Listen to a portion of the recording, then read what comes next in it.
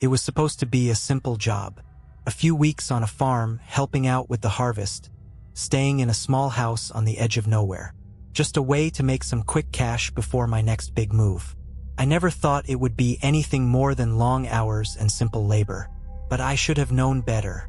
I should have trusted my instincts when I first saw that place. When I arrived, the farm seemed quiet. Too quiet. The fields stretched for miles. An endless sea of corn and wheat. There were no neighbors, no other signs of life for miles. The house, an old wooden farmhouse, looked weathered, but nothing out of the ordinary. At least that's what I thought at first. The man who hired me, Richard Morrow, was peculiar. He had a rough face, one that looked like it had been carved by the harsh winds of the plains. His eyes were a little too sharp, and he didn't smile much. When he showed me to my room, he didn't say much either. Just handed me the keys and told me to stay out of the barn after dark. "Don't go near the barn at night," he said, his voice low. "It's for your own good." At the time, I thought it was just a weird farm superstition or some odd rule, maybe to keep the animals safe or something. But something in the way he said it, with a hint of warning in his voice, made me uneasy. I brushed it off.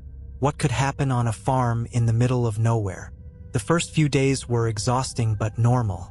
I woke up early, helped with the crops, fed the livestock, and went to bed early, tired from the day's work.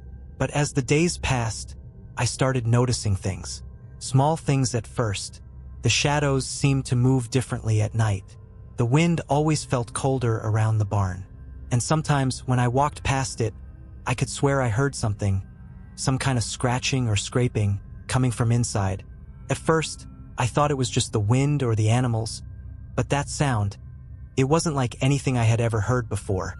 One evening, after the sun had set and the farm was swallowed by darkness, I couldn't shake the feeling that I wasn't alone.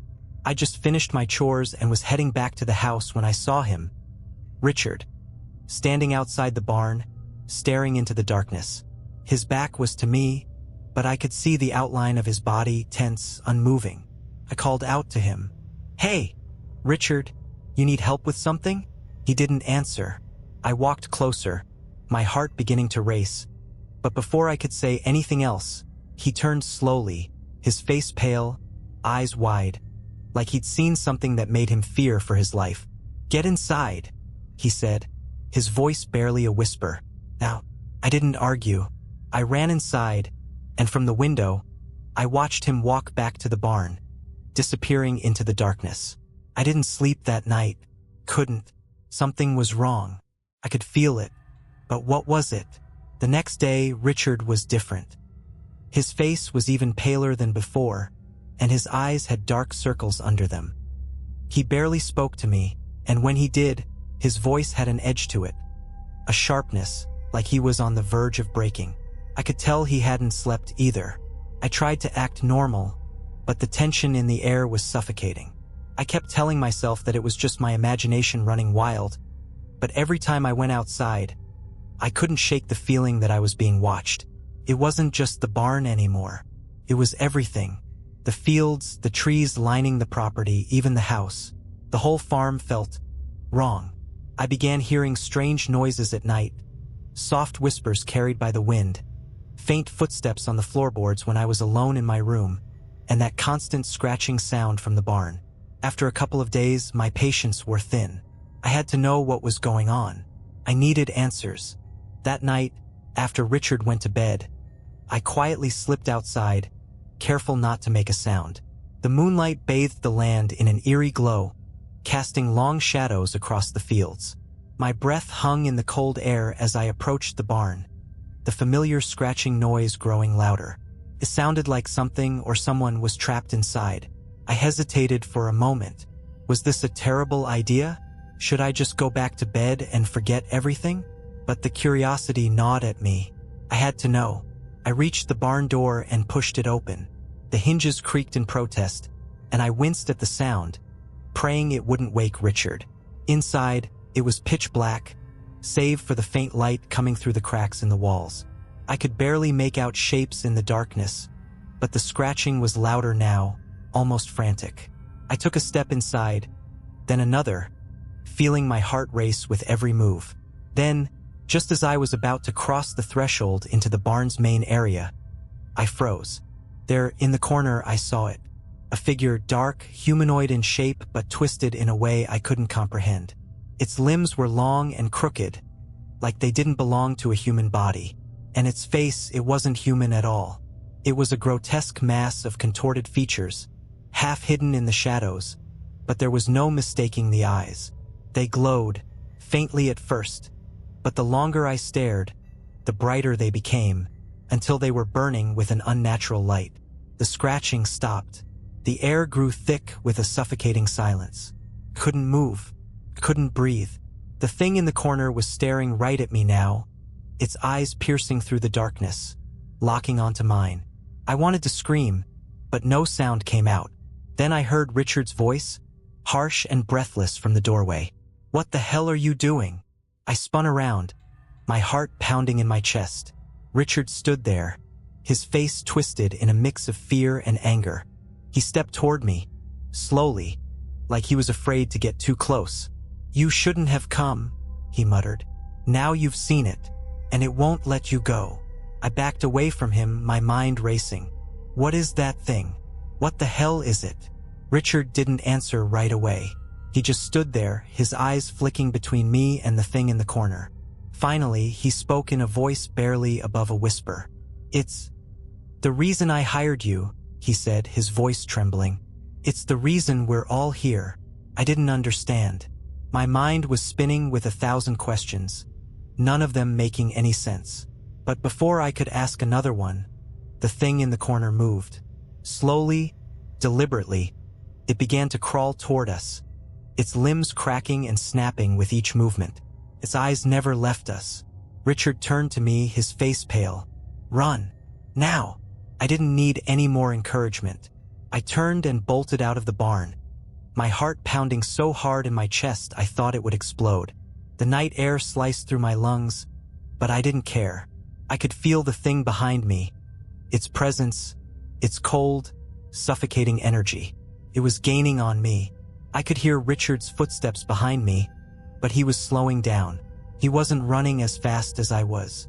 I glanced back briefly and saw him stumbling, almost like he was trying to outrun something invisible, something that was dragging him down. Then, just as quickly, I turned my head back to the path ahead, desperate to reach the safety of the house. The darkness seemed to swallow everything, the wind howling in my ears, the ground beneath my feet uneven and treacherous. I reached the house, my hands shaking as I fumbled with the door. I slammed it shut behind me just as I heard the first scrape of its long, jagged claws against the wooden boards. It sounded like nails on a chalkboard, sharp, grating, terrible. Inside, I locked the door, my breath coming in ragged gasps. I leaned against it, trying to calm myself, but I could feel the weight of the thing outside, the heavy silence pressing down on me. I waited, listening, my mind racing. What had Richard meant when he said, "It's the reason we're all here"? And why was it after me? I turned to look at the other side of the room. Richard had made it inside too. He was standing by the window, his face blank. His eyes were distant, as if something was draining the life out of him. "What is it?" I asked, my voice trembling. "What the hell is that thing? What's going on here?" Richard didn't answer right away. He just stood there, staring at the dark silhouette in the window. I followed his gaze and felt my blood run cold. There, in the distance, something was moving. It wasn't the wind, it wasn't a trick of the light. It was the thing from the barn. It was out there, crawling through the fields like some kind of grotesque spider, its limbs jerking unnaturally. But this time it wasn't alone. Behind it I saw shapes, more of them far off in the distance. There were at least a dozen, maybe more, all moving toward the house. Richard turned to me, his face stricken with fear. "It's here," he said softly. "It's always here. We're all just part of its cycle." "What are you talking about?" I demanded, my mind unable to keep up with the madness unfolding. "Why me? Why bring me here?" Richard swallowed hard, his voice shaking. "It chooses people. It watches them, waits for the right moment. And once you're here, there's no escaping it. You're part of its ritual now. I felt a cold sweat break out across my skin. Ritual? What the hell does that mean? What does it want? But before he could answer, the door behind me rattled. The thing outside was right there, its claws scraping against the wood, its breathing ragged, wet, and heavy. "We don't have much time," Richard said. "You need to understand it's not just here to kill. It feeds off fear. The more afraid you are, the stronger it gets. That's why we've been living here, hiding, staying out of its way. But now that it's found you..." His voice trailed off as he stared at the door, his face falling in despair. Then, without another word, he turned and started to walk toward the back of the house, as if he was resigned to something. "Richard!" I yelled, but he didn't stop. He reached for something on the wall, a rusty old shotgun, hanging above the fireplace. He grabbed it, cocked it, and turned to me. "If you want to live, you need to help me. We're going to fight it. We can't let it take us." I felt my stomach drop. Fighting it? What was he talking about? What could we possibly do against something like that? But then, as the scratching grew louder, more frantic, I knew we didn't have much choice. I followed him, grabbing the second shotgun that hung on the wall, my hands shaking so violently I could barely keep hold of it. We took positions near the windows, the cold moonlight casting eerie shadows across the room. The creatures were getting closer. I could hear their low, guttural growls, almost as if they were laughing at us. Richard loaded his shotgun, his eyes meeting mine with a dark understanding. "When it comes inside, we shoot. We shoot until it's gone."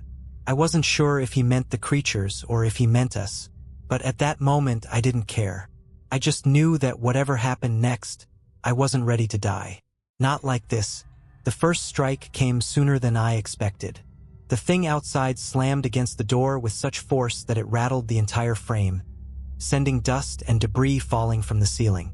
The house shook under its weight, the walls groaning as if they were alive, trying to warn us. I took a deep breath and aimed my shotgun toward the door, my hands still trembling. My heart was pounding so hard in my chest it felt like it would burst. Richard was standing beside me, his face a mask of resolve, but I could see the fear in his eyes. We both knew this wasn't going to be easy. Then the door splintered. The thing outside was using its weight to break through. It wasn't like anything I'd ever seen before. It wasn't just a monster. It was a force of nature, an embodiment of something ancient, something that had been lying in wait for years. Its claws dug into the door, and with one final horrifying push, it broke through. The creature stepped inside, its massive form blocking the doorway. It was taller than a man, its limbs long and spindly, covered in patches of dark, oozing skin. Its face was a twisted, nightmarish mess of sharp angles and gaping holes, like it had been stitched together from different parts of 1,000 bodies. But its eyes, those glowing, soulless eyes, they burned with an intensity that I couldn't look away from. I felt the air grow colder, the weight of the creature's presence pressing down on me like a physical force. It was hungry. It was coming for us.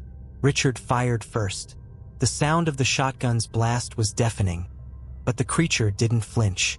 It didn't even seem to acknowledge the impact.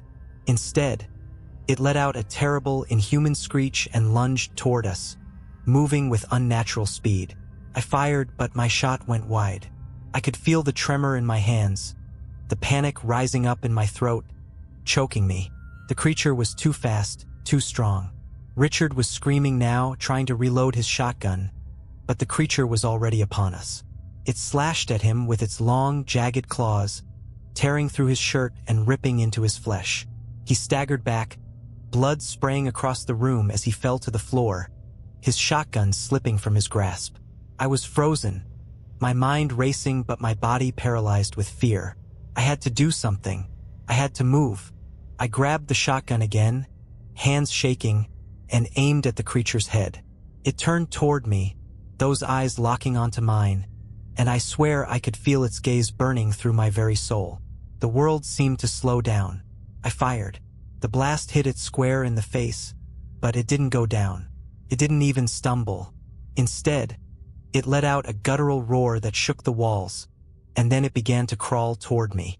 Its claws scraped along the floor, dragging it closer and closer, faster than I could react. But then, out of nowhere, someone grabbed me. It was Richard. He had managed to pull himself to his feet, his face pale and covered in blood, but there was fire in his eyes. He wasn't going to let me die here. Not like this. He pulled me back just as the creature lunged, its claws raking through the air, missing us by inches. We stumbled backwards, tripping over the furniture, and slammed into the wall.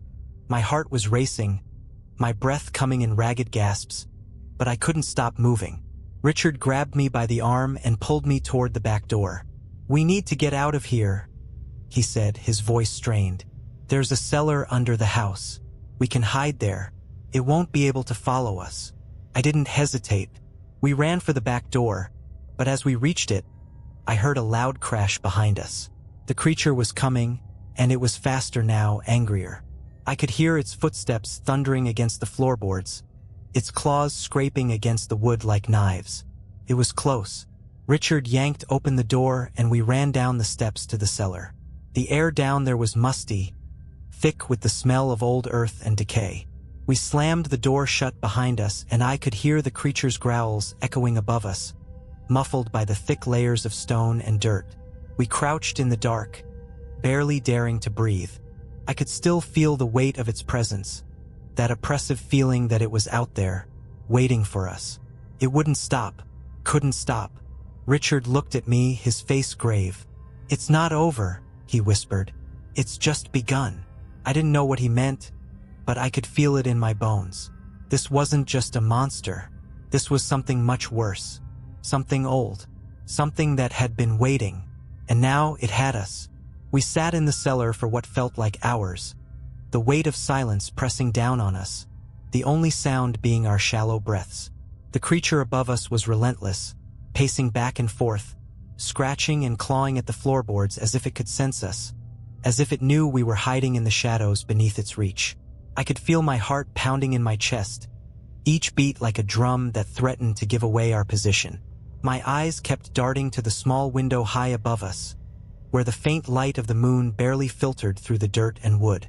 But that tiny sliver of light was all we had. The rest of the cellar was pitch black. Richard didn't speak, but his eyes were wide, bloodshot. He was exhausted, his body shaking from the pain of his wounds, but there was a cold determination in his gaze. He was still alive and he was still holding on to something, the will to survive, the hope that we could escape. I couldn't help but wonder what kind of monster could survive the blast of a shotgun point blank to the face. What kind of thing was that? "Richard?" I whispered, my voice breaking the silence. "You said, it's not over. What do you mean? What the hell is that thing? And why did it come after us?" Richard closed his eyes, as if summoning the strength to answer. He took a deep breath, his chest rising and falling painfully. "I should have told you before," he said, his voice hoarse. "But I couldn't. Not until now." I leaned forward, desperate for answers. "Tell me, please." Richard's eyes flickered to the shadows around us, then back to me. "It's been here for as long as the farm has existed. Longer, maybe.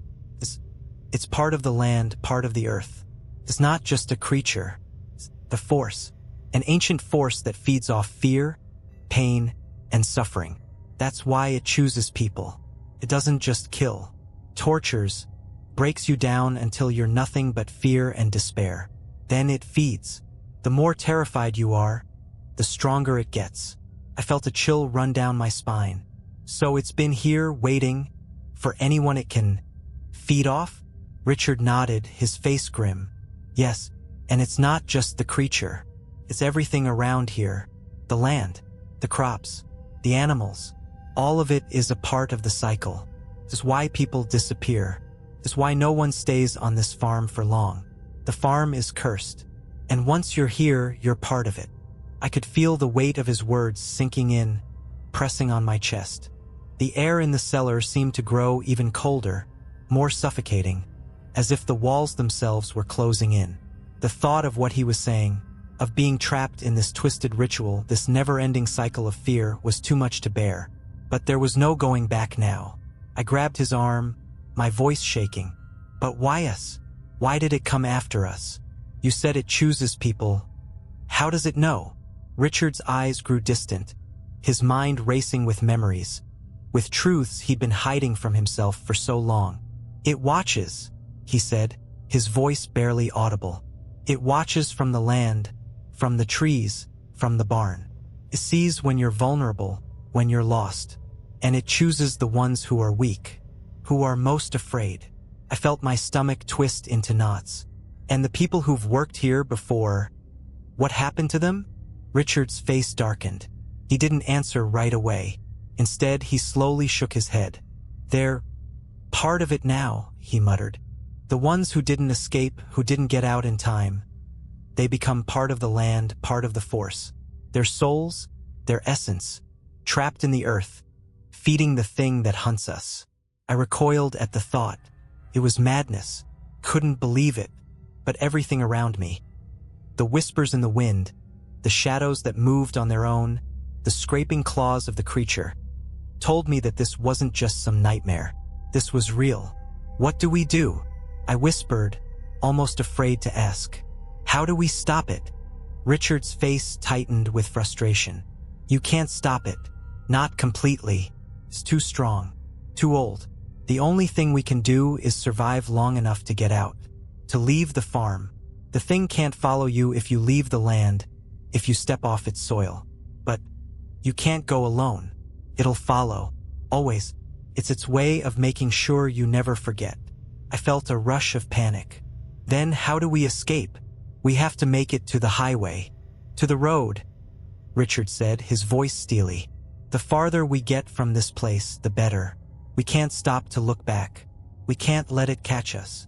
But as soon as the words left his mouth, a thundering crash shook the cellar, followed by the sound of something scraping against the walls above us. The thing was here. The sound of the creature's claws scraping against the floorboards above us was deafening. I could feel the vibrations through the ground, as if the entire house was trembling in fear. My heart slammed in my chest as Richard and I exchanged a glance, the same thought flashing in our eyes. It was coming for us.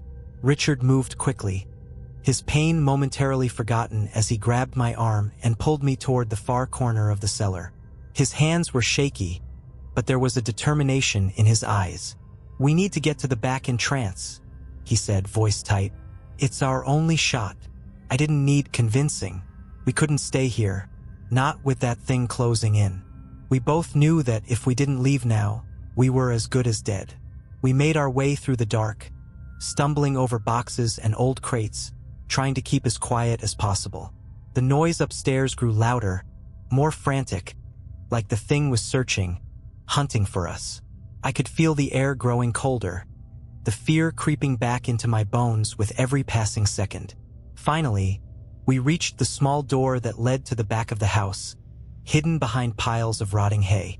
Richard carefully opened it, wincing as the hinges groaned in protest.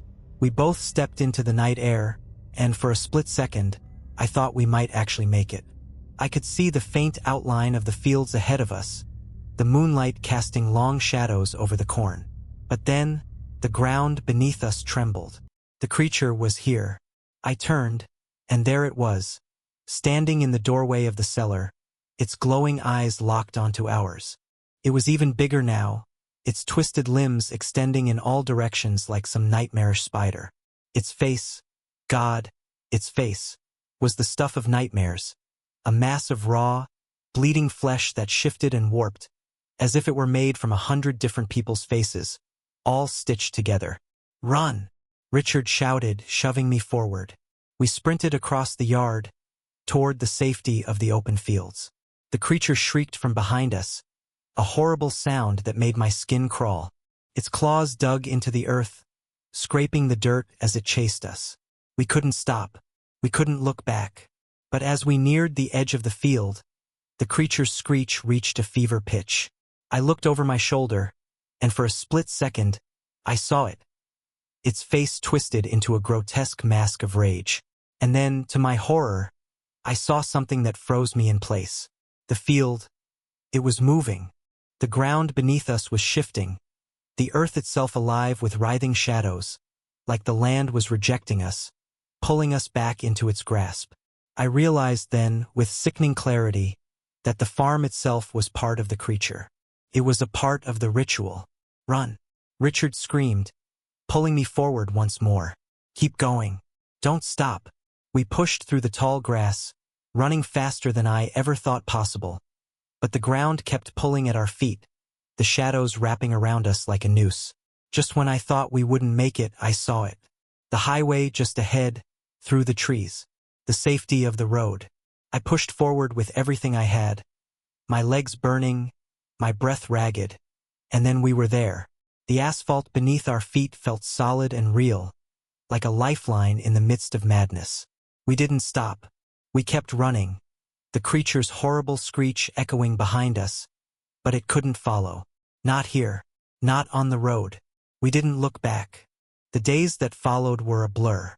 Richard and I found our way to the nearest town, too shaken to speak of what had happened, too afraid to tell anyone the truth. We tried to forget, tried to move on with our lives as if the farm had never existed. But I'll never forget what happened there. The fear, the shadows, the creature that hunted us. And no matter how far I run, no matter where I go, I know one thing for sure. It's always watching, always waiting, and maybe one day it'll find me again.